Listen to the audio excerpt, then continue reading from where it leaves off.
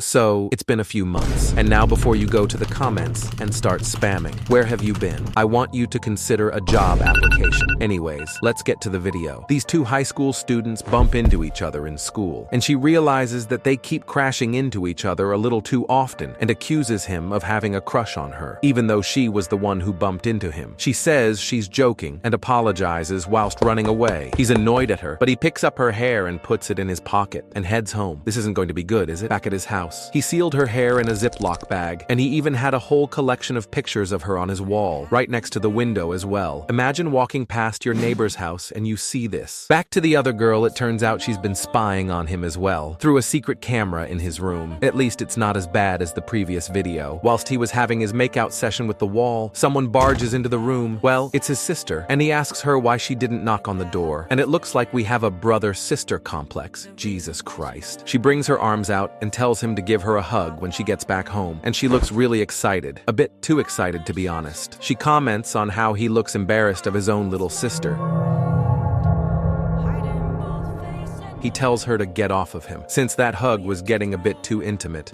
Brother, She goes over to the stuffed animal sitting in the corner of his room and asks him why he still has it, since it doesn't really suit him, as she's choking the shit out of it. Their aura is unmatched. He demands that she doesn't touch it, and I'm pretty sure that any sane human would cry at this facial expression. She pokes her brother in the eyes and runs away from him whilst he's squirming on the floor in pain. After watching Ego, Inoue imagined it romantically and started ranting about him inside her head. She also appreciated that he actually cared about the weird-ass teddy bear. The next day at school, Inoue was talking to her friends and gave them lots of little keychains. She spotted Ego and bashed the shit out of him. Whilst he's suffering on the floor, she offers him one of the prizes as well. He of course accepts it because he'll take anything from her. She gives him the biggest teddy bear she has, and he acts all nervous around her. Of course she says he can keep it. She tells him to pretend it's her and to take care of it. Ego's friends tell him to hurry up or they're leaving him behind. He thanks Inoue. She looked extremely happy about it. Something tells me there's nothing good about this. There was a lady standing at the edge of a bridge, building up the courage to end herself. She was tired and just wanted to end it all. Ego was checking his pockets to make sure he had everything. He looks up and sees the woman. Ego grabs her and he ends up slipping, so they both fall. Ego, that's called sexual assault. For some reason, she thought falling off this bridge would kill her. He started scolding her for her stupidity and told her she should have jumped off of a 9-story building instead.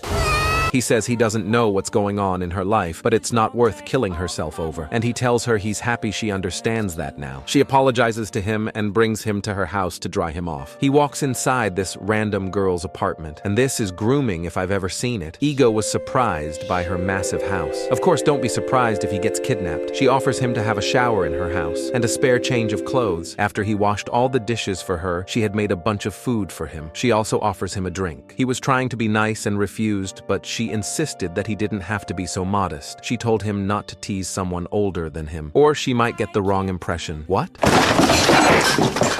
Ego tells her that's not what he meant. It's time to go home since his sister is blowing up his phone. Kuro went to collect his school clothes. He thanks her for everything she's done for him. He wanted to tell her before he left to remember what he said earlier. And like the egoist he is, he gives her his phone number. At least this MC is smooth with it.